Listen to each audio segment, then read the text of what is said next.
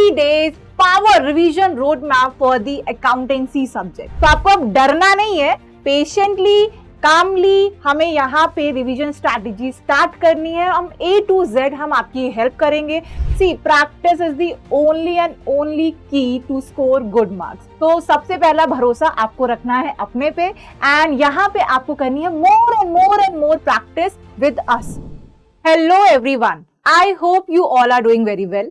तो बच्चा लोग, आई होप आप सब अभी थोड़ा रिलैक्स मोड पे होगे, बट आप जाग जाओ, आने वाले हैं आपके बोर्ड एग्जाम एंड अब हो सकता है कि डर का माहौल भी छाया हो।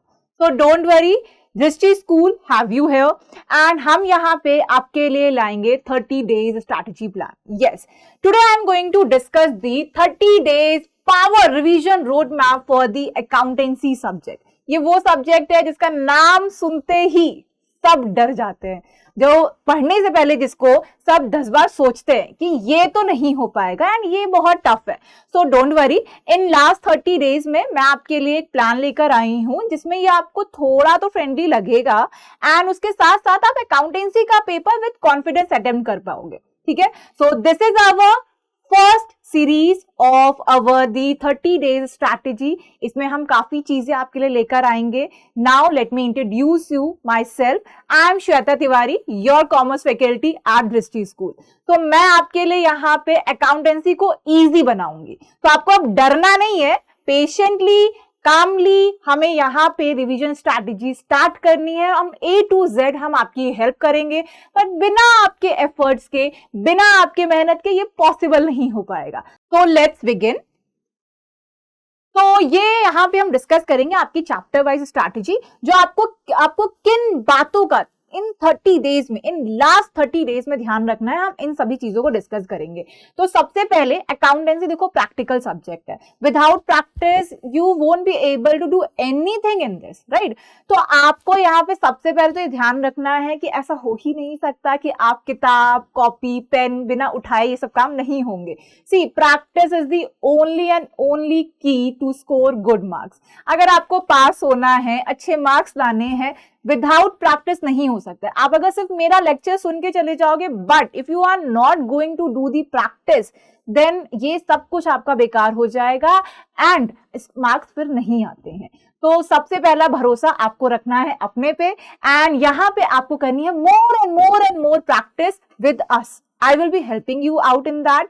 एंड यहाँ पे प्रैक्टिस में सबसे ज्यादा जब हम रिवीजन करते हैं, प्रैक्टिस करते हैं, तो सबसे मुश्किल यही लगता है कि क्या पढ़ें, क्या ना पढ़ें, कैसे करेंगे, और ऐसा लगता है ना कि उस समय कोई रिवीजन बैठ के करा दे। So I will be that person जो मैं आपको रिवीजन कराऊंगी यहाँ पे, बट आपको भी मेरे साथ मेहनत करनी पड़ेगी। सो यहाँ पे आपकी चैप्टर वाइज वेटेज मैंने एक स्ट्रैटेजी के फॉर्म में लिखी हुई है। सबसे पहले आपको प्रायोरिटी देनी है अपने यूनिट 1 को। दैट इज आपका जो बुक है अकाउंटेंसी की, पूरी बुक हमें भी पता है, आपको भी पता है कि it's divided into 2 parts. 2 book है, राइट। पार्ट ए है and then there is a part B. पार्ट ए में आपका पार्टनरशिप से रिलेटेड ज्यादा है, तो आपको शुरुआत उसी से करनी है। That's your highest weightage chapter, highest weightage part, जिसको आपको ध्यान देना है। तो प्रायोरिटी ऑर्डर यही है कि आपको सबसे पहले सबसे हाई प्रायोरिटी जिसको देनी है, पार्टनरशिप को देनी है, एंड उसके बाद जो देनी है it is companies account. In 2 aspect को तो आपको जरूर रेगुलर बेसिस पे प्रैक्टिस करनी ही करनी है।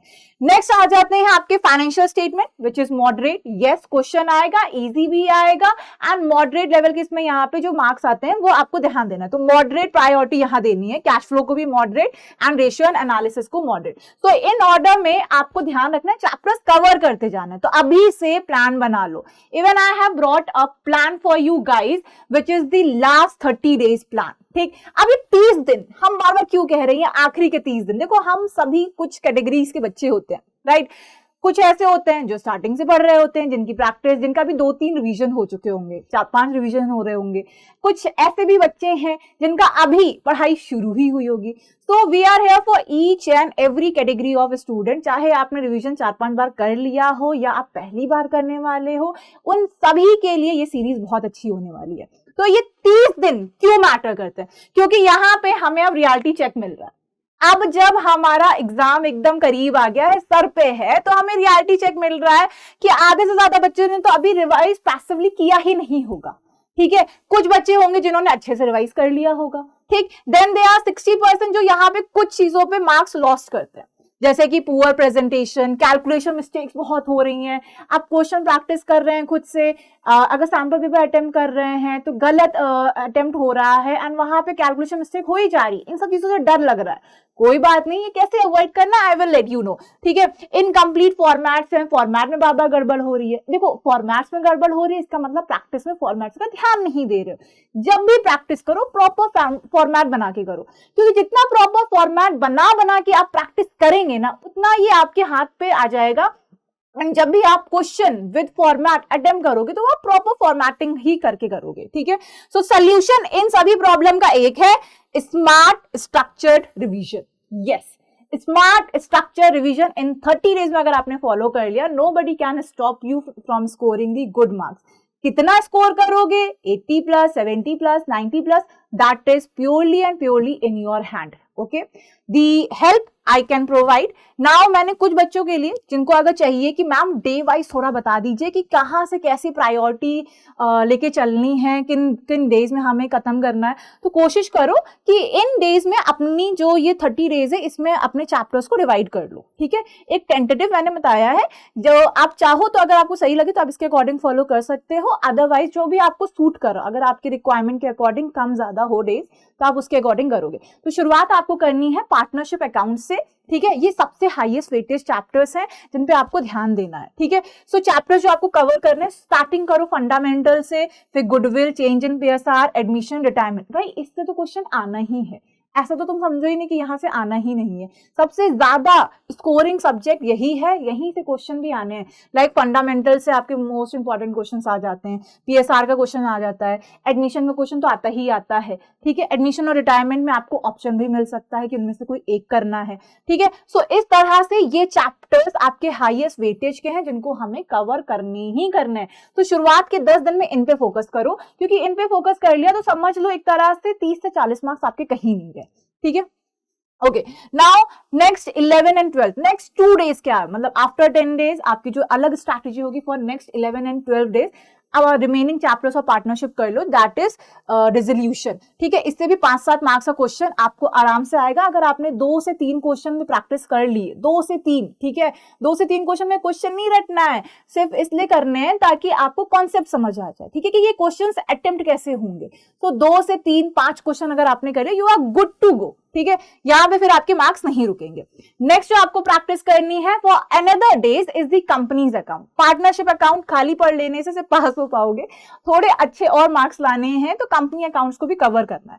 कंपनी अकाउंट्स में जो कवर करने हैं हमें share capital, debentures, financial statements of company, इन्हें ध्यान रखना। Yes, financial statement of company अक्सर बच्चे स्किप कर देते हैं, वो सोचते हैं अरे बना लेंगे, आएगा देखेंगे। नहीं, एक काम करो, क्वेश्चंस के साथ भी फाइनेंशियल स्टेटमेंट की प्रैक्टिस करो, क्योंकि एक क्वेश्चन आ जाता है जहां पे जर्नल एंट्रीज के साथ साथ ये भी मांग लिया जाता है कि आपको कंपनी की बैलेंस शीट बनानी है, ठीक है। तो अगर 1-2 क्वेश्चन उसके हिसाब से भी प्रैक्टिस कर लोगे, तो अगर बाय चांस ऐसा क्वेश्चन भी आता है जहां पे आपकी जर्नल एंट्रीज के साथ फाइनेंशियल स्टेटमेंट ऑफ कंपनी बनाने को आती है, तो आप उस क्वेश्चन को इजीली अटेम्प्ट कर लोगे, ठीक है। बेसिकली जो शेयर वाला पार्ट है उस पर आपको ज्यादा ध्यान देना है। इक्विटी शेयर कैपिटल, लाइक इसमें इशू ऑफ शेयर्स एंड इसमें फॉरफीचर, री इशू, प्रोराटा अलॉटमेंट। देखो ये क्वेश्चन तो फर्स्ट श्योर आने वाला है, मोस्टली बच्चे शेयर का ही क्वेश्चन करके आते हैं।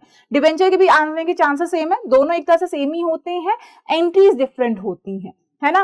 तो यहाँ पे एक बार ये शेयर कैपिटल का कॉन्सेप्ट अच्छे से रिवाइज कर लोगे तो you are good to go for the debentures and the further chapter. तो सबसे पहले ध्यान देना है शेयर कैपिटल पे, शेयर कैपिटल के सारे सेगमेंट्स अच्छे से कवर करने हैं, ठीक है।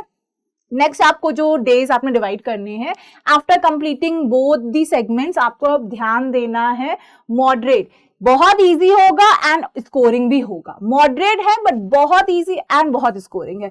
The chapters that you should start with the cash flow statement. Yes, अब जैसे ही तुमने सबसे पहले जब आप कंप्लीट कर लेंगे partnership and then company accounts, सबसे पहले आपको प्रैक्टिस करना है कैश फ्लो स्टेटमेंट। सब लोग सोचते हैं कि कैश फ्लो स्टेटमेंट बाद में आराम से करेंगे, तो वो उतना ही रह जाता है, उतनी अच्छे से प्रैक्टिस नहीं हो पाती है। तो सबसे पहले after completing the companies account आपको कैश फ्लो स्टेटमेंट पे ध्यान देना है एंड इसके कम से कम 5 से 10 क्वेश्चन लगा लो, that are good to go, ठीक है। ये आपका मोर देन इनफ है। 5 to 10 क्वेश्चंस आपने टाइप्स ऑफ क्वेश्चंस लगा लिए, जो कि हम भी आपको करवाएंगे, बेस्ट 5 क्वेश्चंस और टॉप 10 क्वेश्चन, पीवाईक्यू, ये सब हम भी आपको कराएंगे। उसी हिसाब से आपको भी प्रैक्टिस करनी होगी, सेल्फ प्रैक्टिस इज मस्ट, ठीक है। तो ये कैश फ्लो स्टेटमेंट के 5 से 10 क्वेश्चन कर लो, एंड देन आपको financial statement analysis, way too easy, common size and यहाँ पे आपको कंपैरेटिव, ये दोनों बनाना तो आपको सीखना ही है। दोनों कैटेगरी के 4 क्वेश्चन करके रखने हैं हर एक के, चाहे वो पीएल हो चाहे वो बैलेंस शीट हो, तो ये करके रखना है, क्योंकि चांसेस हैं, हाईएस्ट चांसेस हैं कि आ जाए, और ये सबसे इजी गेटिंग मार्क्स होते हैं। अगर आपने फॉर्मेट भूल गए या फिर आपको लगा कि नहीं ये तो बहुत आसान होगा, मैं लास्ट डे पे देखो, नहीं, ऐसा मत करो। आफ्टर कंप्लीटिंग सीएफएस आप एक काम करो, इसके 4 क्वेश्चन जरूर प्रैक्टिस कर लो, ठीक है, इट इज मस्ट। नेक्स्ट आपको जो ध्यान देना है, रेशियो। यस, अब रेशियो में तो याद करना पड़ेगा, ठीक है। रेशियो ऐसे हैं जहाँ पे थोड़ा फॉर्मूला बेस्ड है, हमें चीजें याद करनी पड़ेंगी। यहाँ पे जो क्वेश्चन आ सकते हैं डायरेक्ट फॉर्मूला बेस्ड भी आ सकते हैं, मिसिंग वैल्यू क्वेश्चन भी आते हैं, थोड़ा यहाँ पे दिमाग भी लगाना पड़ता है, तो वो प्रैक्टिस से ही आएगा। यहाँ पे थोड़ा सा याद करना पड़ेगा कि सारे रेशियोज हमें याद करने हैं, क्योंकि उसी के कंक्लूजन बेस्ड क्वेश्चंस आते हैं, ठीक है। सो अकाउंटिंग रेशियोज पे ज्यादा काम करना है। After completing all the segment, एक रेशियो के आपके कम से कम यहाँ रेशियो के प्रैक्टिस क्वेश्चन ज्यादा होंगे। तो कौन कौन से क्वेश्चन प्रैक्टिस करने हैं ये हम आगे वन शॉट सीरीज में डिस्कस करेंगे अलॉन्ग विद द पीवाईक्यू, ठीक है। Okay, now next segment of the 30 days planning, it is कि आपको अब फुल सिलेबस न्यूमेरिकल प्रैक्टिस करनी है। अब ये कैसे होगा, यहां पे देखो आपको क्या करना है, डेली कोशिश करो आफ्टर कंप्लीटिंग चैप्टर रिवीजन, आखिरी के कुछ दिनों में, दैट इज ऑन डे 25 और डे 26, आखिरी के कुछ दिनों में आपको ये सारी चीजें इंश्योर करनी है। 2 पार्टनरशिप के क्वेश्चन डेली करने हैं, एक कंपनी अकाउंट का क्वेश्चन जरूर करना है, कैश फ्लो या रेशियो में से करना है। एंड आपको जब भी ये क्वेश्चन प्रैक्टिस करने हैं, आपको इंश्योर करना है कि आप स्टेप वाइज वर्किंग जरूर करें। देखो, जब तक घर पे बैठ के एक बार स्टेप वाइज मार्किंग करते हुए क्वेश्चन अटेम्प्ट नहीं करोगे, एक्चुअल में नहीं हो पाएगा। अगर सोचो कि एग्जाम में हम कर लेंगे, एग्जाम में हम सही फॉर्मेट बना लेंगे, एग्जाम में हम वर्किंग नोट भी बना लेंगे, नहीं होता है। एक बार में चीजें अच्छे से निखर के नहीं आएंगी। कम से कम बार बार प्रैक्टिस करोगे, तब जाके होगा कि वहां पे आपके आंसर शीट में जो आपका आंसर प्रेजेंटेशन होगा, तब जाके अच्छा आएगा, जब आप उसे पहले से कम 10-12 बार प्रैक्टिस कर लोगे, ठीक है। So it is more important, neat presentation and accuracy होनी चाहिए। यहाँ पे अब आपके पास आराम करने का बिल्कुल समय नहीं है। अब जितनी भी जान बची है, अब जब लगाने का समय आ गया है, आपको हर दिन प्रैक्टिस करनी है, टाइम टेबल बांध लीजिए, बहुत प्रेशर लेके नहीं पढ़ाई करनी, रेस्ट टाइम पीरियड भी निकालना है, ठीक है। बट आपको पूरे दिन को अपना शेड्यूल करना है कि कितने बजे से उठना है, कितनी प्रैक्टिस करनी है, और बीच में रेस्ट टाइम जरूर डालिएगा, ठीक है। बहुत ज्यादा प्रेशर लेके नहीं करना है। अगर आपने शेड्यूलिंग कर ली है, उस हिसाब से भी कर रहे हो, देखो जितनी देर पढ़ो प्रोडक्टिव पढ़ो, ठीक है। भले ही आप 1 घंटा पढ़ रहे हो, 2 घंटा पढ़ रहे हो, 3 घंटा पढ़ रहे हो, तो प्रोडक्टिव होना चाहिए, ठीक है। ऐसा नहीं कि पूरे दिन सिर्फ किताब खोल के बैठे पर क्वेश्चन एक भी ढंग से सॉल्व भी नहीं किया, ठीक है। सो प्रोडक्टिव स्टडी पे ज्यादा ध्यान दीजिएगा, rather than just sitting ideally hold, ठीक है। भले ही आप 3-4 घंटे पढ़ाई करो, फिर 2 घंटे का रेस्ट करो, चलेगा, पर 3-4 घंटे अगर आपने 10 क्वेश्चन भी अच्छे से मन लगा के लगा लिए, it is actually going to benefit you, ठीक है। ये आपको आगे काम ही आएगा, ठीक है। सो ये हो सकती है आपकी स्ट्रैटेजी। देन आखिरी के कुछ दिनों में आपको sample paper and mock test पे बहुत काम करना है। सैंपल पेपर्स को तो छोड़ना ही नहीं है। After revising all the chapters, all the segments and questions daily, sample paper is must, ठीक है। तो सैंपल पेपर आपको अटेम्प्ट करनी है, टाइम लगा के अटेम्प्ट करो, ऐसा फील बनाओ अपने घर पे, एक एनवायरमेंट सेट करो कि अभी तो तुम्हारा बोर्ड एग्जाम है। 3 आवर्स का क्लॉक लगाओ, ठीक है। 3 आवर्स का टाइमर लगाने के बाद अपना एग्जैक्ट बोर्ड फॉर्मेट में पेपर सॉल्व करना शुरू करो, एंड डेली कोशिश करो कि 2 सैंपल पेपर जरूर लगाओ विद द टाइमर, कि 3 घंटे में विद अच्छे से फॉर्मेट, हेडिंग। ऐसा नहीं है कि घर पे कर रहे हो तो किसी भी राइटिंग में करो, जैसे एक्चुअल में बोर्ड एग्जाम में प्रेजेंट करने वाले हो, वर्किंग नोट के साथ, हेडिंग्स के साथ, सब हेडिंग के साथ, फॉर्मेट के साथ। ये 3 घंटे का टाइमर सेट करके बैठो घर में, एंड जब इस तरह से करोगे तो जब एक्चुअल एग्जाम आएगा तो फील ही नहीं आएगा कि हाँ बहुत प्रेशर हो रहा है यहाँ पे, ठीक है, क्योंकि उस प्रेशर को झेलने की आपकी यहाँ कैपेबिलिटी जनरेट हो चुकी होगी, ठीक है। सो डेली कोशिश करो, एक आप सैंपल पेपर जरूर से करो, ठीक है। सेल्फ चेकिंग ठीक है। अब यहाँ पे सेल्फ चेक करो, ऑनेस्ट रहना है स्टेप वाइज कि कहाँ आंसर गलत जा रहा है, कौन से स्टेप गलत किए, कौन सी चीजें छूट गई। अपने साथ ऑनेस्ट रहो, तभी जाके आप एग्जाम में, वो फाइनल बोर्ड एग्जाम में अपने साथ ऑनेस्टी के साथ एग्जाम कर पाओगे। आपको पता होगा कि आपके कितने मार्क्स आने वाले हैं, ठीक है। सो ये तो मस्ट है, ठीक। Now what not to do, क्या नहीं करना है आखिरी के कुछ दिनों में, इन 30 दिन के फाइनल रिवीजन प्लान में क्या अवॉइड करना है टोटली। सो सबसे पहले आप कोई भी नए चैप्टर्स नहीं उठाओगे, जितना पढ़ लिया अभी इन 30 दिनों में, जितना रिवीजन कर लिया उतना इनफ है। कोई नई बुक्स नहीं करोगे लोगे, ठीक है। ये नहीं कि अरे इस बुक से भी पढ़ लेते हैं, कि मेरा दोस्त तो दूसरे रेफरेंस बुक से पढ़ रहा है, मैंने तो दूसरे रेफरेंस बुक से पढ़ी है, मैंने तो सिर्फ एनसीईआरटी पढ़ी है। देखो कुछ बुक्स को आपको नहीं छोड़ना है लास्ट 30 डेज में, दैट इज एनसीईआरटी। जो भी रेफरेंस बुक अभी तक पढ़ रहे थे उतना काफी, अब उसको रिवाइज करना शुरू करो, ठीक है, along with the PYQs and the sample papers. कोई भी नई बुक नहीं लेनी और पैनिक लर्निंग नहीं करनी। पैनिक लर्निंग में मतलब अगर आप घबरा के क्वेश्चन अटेम्प्ट करना शुरू करोगे तो ये आपके लिए नेगेटिव ही प्रूफ होएगा, ठीक है। अगर आप सोचोगे टेंशन लेके 4 क्वेश्चन कर रहे हो, 5 क्वेश्चन कर रहे हो, गलत हो जा रहा है, सोच रहे हो अरे ये तो मेरा क्वेश्चन ही गलत हो जाए, कोई बात नहीं, अभी तो समय है ना, 30 दिन का समय। उस एरर को आइडेंटिफाई करो, उसे एलिमिनेट करो, ये वो समय है। अगर आपने अपनी खुद की मिस्टेक्स आइडेंटिफाई कर ली हैं, इसका मतलब you are on right track. क्योंकि एक ऐसा समय है जब आप अपनी मिस्टेक्स ही नहीं आइडेंटिफाई कर रहे। अगर आप अपनी मिस्टेक्स आइडेंटिफाई कर पा रहे कि मैं कहां गलत जा रहा, ठीक है, तो इसका मतलब you are absolutely on right track. Identify दो सेगमेंट्स कि आप गलत कहां जा रहे हैं, उन पे ज्यादा मेहनत करिए और उन्हें एलिमिनेट करिए, ठीक है। उन मिस्टेक्स के साथ बैठना नहीं है, ठीक है। ओके, नाउ रिवाइज फॉर्मूला, कि ये सब चीजें आपको अगेन एंड अगेन करते रहना है इन 30 दिन में। फॉर्मूले को रिवाइज करना है, फॉर्मेट को रिवाइज करना है, रॉन्ग क्वेश्चन जितने होने रीडू करिए, तब तक करिए जब तक एकदम सही तरह से करना ना सीख जाए। इंप्रूव करो स्पीड को एंड कॉन्फिडेंस को।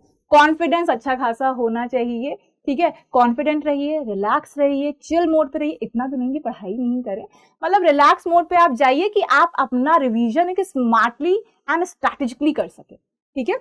ओके, नेक्स्ट हम देखते हैं how to revise each chapter. Smart method आपका क्या हो सकता है स्मार्टली। तो 5 स्टेप एक्टिव हैं रिवीजन साइकिल में। पहला, कॉन्सेप्ट को लॉजिकली समझो, रटना नहीं है। अकाउंट्स में जहां जहां रटोगे वहां वहां पैर डूबेंगे ही, ठीक है। तो रटना तो बिल्कुल नहीं है। लॉजिकली आप कॉन्सेप्ट को अंडरस्टैंड करिए। आप जब लॉजिकली चीजों को समझेंगे, आगे करेंगे, देखो accounts is more like it's your best friend when you put the logic with it, ठीक है।